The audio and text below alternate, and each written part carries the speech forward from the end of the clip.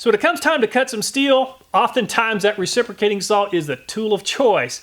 But it's not the tool of choice if you've got the wrong blade, because all you're going to do is create a whole lot of smoke and a whole lot of heat and get nothing done.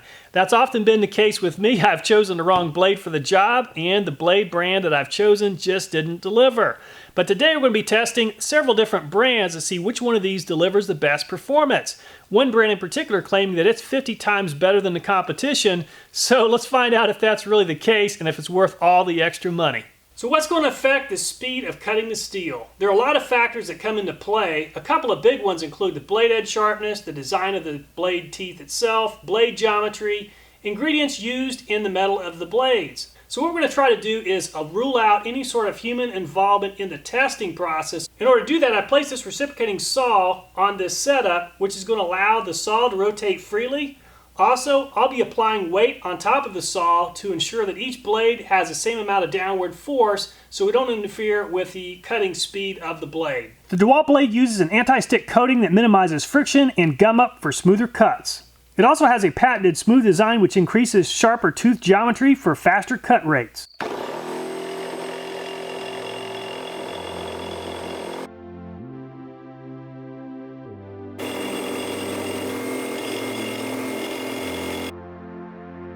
The Diablo blade is designed for thick metal. It uses a high-performance carbide for greater durability and cutting performance. It also claims to last 50 times longer than bimetal blades.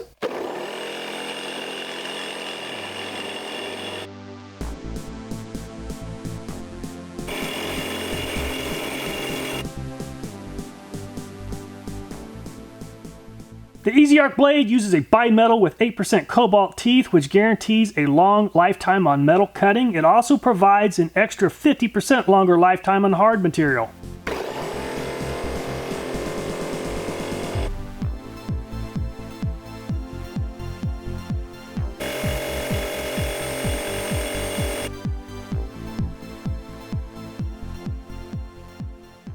The Makita blade uses 18 teeth per inch. It uses a bimetal construction that lasts 10 times longer than high carbon steel blades.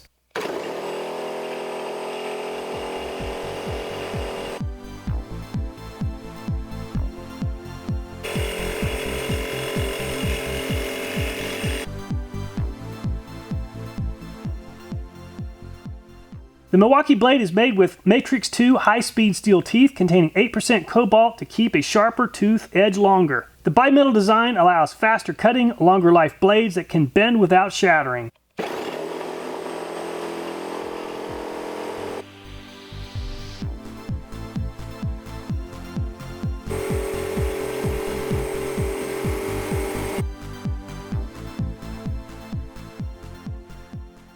The Bosch blade has 18 teeth per inch for smooth, clean cutting and a bimetal construction for durability and long life.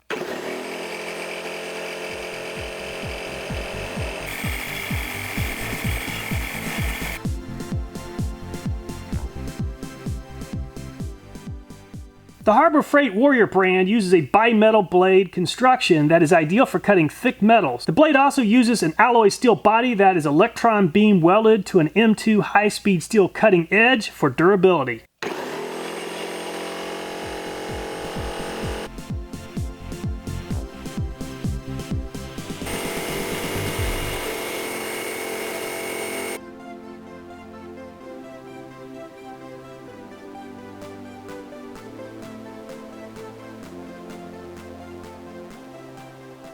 So a quick look at each of the blades. The Diablo blade came in first place, finishing in 37 seconds. I don't see any sort of damage to this blade. Coming in second place was the Milwaukee blade. It too's in really good shape. I really like the Milwaukee blade. It's a thin blade. It just does a really good job cutting.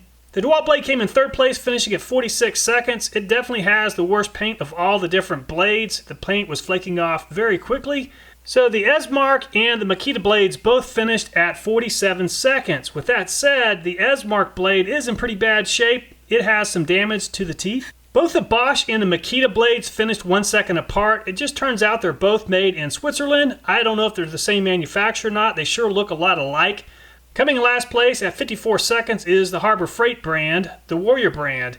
Now, the teeth still look good. It just did not cut very fast, but it's still holding up. All the blades except for Easy Art did fairly well with the mild steel, so we're going to make a really tough challenge for these blades using some spring steel. This steel came off of an old sickle mower that I had for scrap, and this is 7/16 inch at the top, and it moves to 5/8 at the bottom. I don't think any of these blades probably get past about halfway before they begin to smoke and they stop cutting. At that point, there's no point in continuing the test. I'll stop the test and I'll take a measurement from the beginning of where the cutting began and where the cutting ended to see just how far each one of these blades was able to cut. Regarding the test procedures, I'm going to add an extra 10 pounds of weight on top of the reciprocating saw to ensure there's enough downward force that we allow the blades to cut as fast as possible.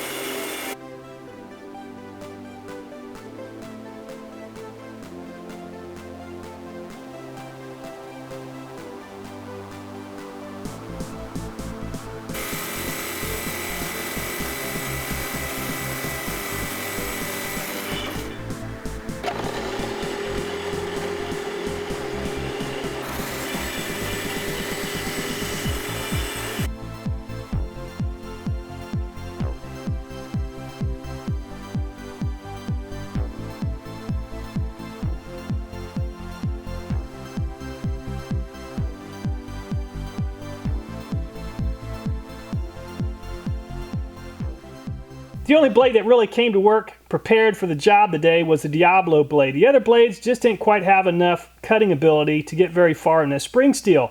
Now again, this is a very hard steel, and for the most part, most of the blades did a very respectable job considering how hard the steel is. The Diablo blade, though, clearly accelerated in this category and did very good. It ran out of steam, though, where the steel begins to thicken. It goes from 7/16 to 5/8, and I believe what happened as the steel became thicker, the blade was reciprocating back and forth in one spot and not cutting anymore, causing the steel to really heat up. And then, of course, the steel became work hardened. As you're aware, steel, as it heats up, can actually get harder. The teeth on this blade actually still look pretty good shape. Coming in second place, I'm really impressed with the Milwaukee SAWZALL blade. I would use this blade if the price was right. It did end up destroying the blade, though. The teeth, there's just nothing left there. So the Easy Art, DeWalt, Bosch, and Makita did a respectable job. Again, this is very tough steel. They didn't do quite as good as the Milwaukee or the Diablo, but they actually did pretty good. So the Warrior blade just did not do very well. It barely cut through the surface of the steel before it ran out of steam, and it only lasted maybe a second before it stripped all the teeth away. So it's time to clean up all the metal shavings. A couple of tips: you can either use a shop vac or a broom, but an option I like to use if I want to save the metal or if I just don't have the shop vac available is to use a magnet inside of a bag. Now for demonstration purposes, I'm using a clear bag, but you could use a grocery bag. The way this will work, magnet is inside the bag. Sweep it across the metal.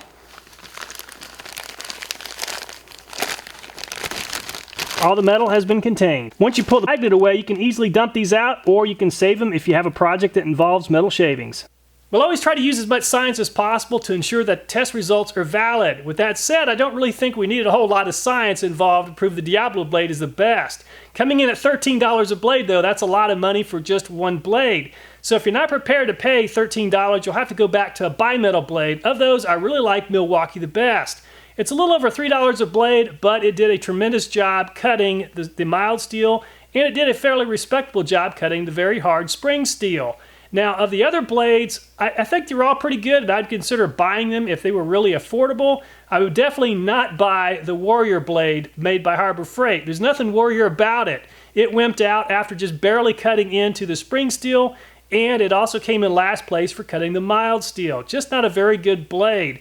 Now, Harbor Freight does make some good products, so I'm not trying to totally bash all their products. We've seen some good results from some of the other products we've tested, but obviously, the reciprocating saw blade is not up to the task of cutting steel like some of the other brands out there. I'm always looking for your video ideas, so please keep those ideas coming, and I'll keep making videos. Thanks so much for watching, and I look forward to next time.